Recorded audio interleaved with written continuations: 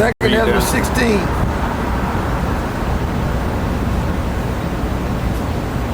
Second Ezra 16. Woe be unto Babylon, Asia. Woe be unto Egypt and Syria. Gird up yourselves with clothes of sack and hair of bewail your children and be sorry. Because it said, woe, it means destruction is coming, wailing and mourning is coming to these children, man. Children of Israel, 2/3 of you, man. It's gonna come to Esau, man. We don't be concerned with them. We concerned with waking up our people. Go ahead. The elect of our people. Come. For your destruction is at hand. A sword is sent upon you, and who may turn it back? Come. Go ahead. A fire is sent among you, and who may quench it? Come. It said, who may quench that fire we just brought out? It's the thermonuclear destruction of missiles, man. Once these missiles are shot forth, they're not going to return like a boomerang, man. So once they shot forth, they will hit their target, man. You know? Go ahead. Plagues are sent unto you, and what is he that may drive them away? Can't nobody drive them away because they're being sent by Yahweh. So ain't nobody gonna be able to send these plagues away, man. Yahweh Ba'ashem Yahushua is causing all these plagues, so they're gonna plague who they supposed to plague, man. Believe that. Go ahead. May any man drive away a hungry lion in the woods, or may anyone quench the fire in stubble when it had begun to burn? See, you're gonna be going out of one dilemma into the next, man. Like the scripture say in Amos the 5th chapter, man. You're gonna escape from a bear, and you're gonna run in there, and a lion, you're gonna put your hand on the wall, and a serpent gonna bite you.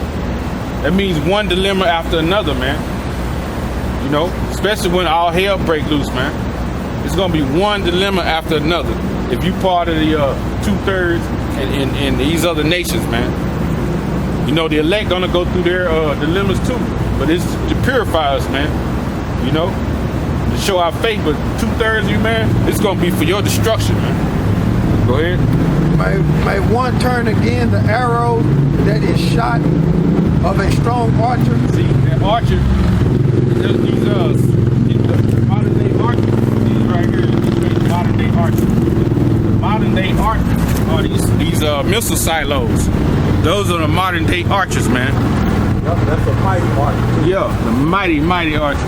And these are gonna be shooting those arrows, which are the nuclear missiles, man. And they won't come back. They not gonna turn back, man. They have their targets, man. They're gonna hit their targets, man. Through the spirit and power, Yahweh Ba'ashem Yahushua, Barakatah Yahweh, Barakatah Yahushua. Go ahead. The mighty Lord sent the plagues, and who is he that can drive them away? See, nobody. Who are you? Can you drive them away?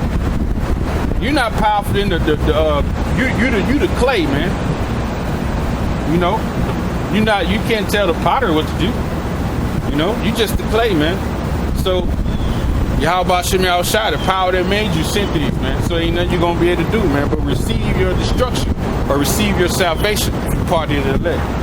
Go ahead. He shall cast lightning, and who shall not fear? He shall thunder, and who shall not be afraid? Good. It says, go ahead, read that again.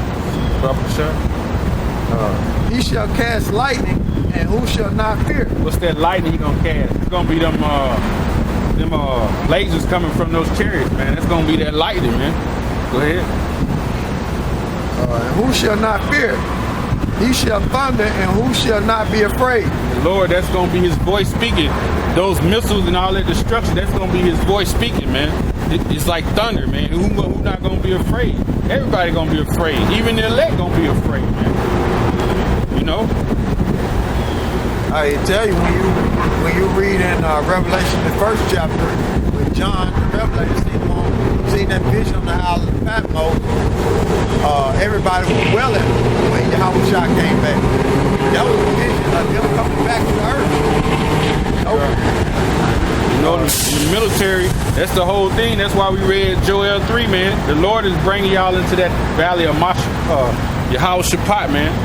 So you military, the Lord gonna He gonna put a spirit on you when you see the angels that you're gonna fight against them too. He gonna put a quick spirit on you where you won't be afraid just so you can get destroyed.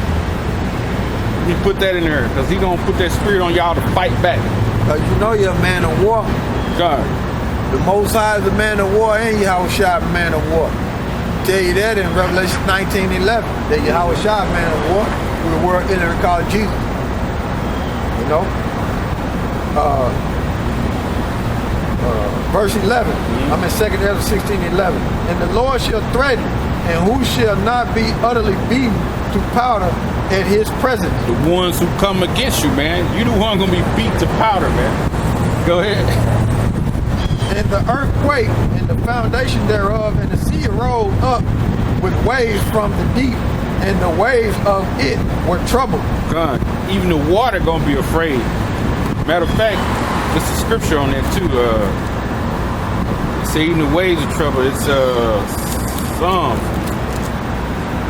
Psalm 77 and 16. The waters saw thee, O power. The waters saw thee. They were afraid. The depths also were troubled. So, hey, man, even the water gonna be afraid. So how much more you fucking 2/3 and you other nations and you damn Edomites, man. Y'all gonna be terribly afraid, man.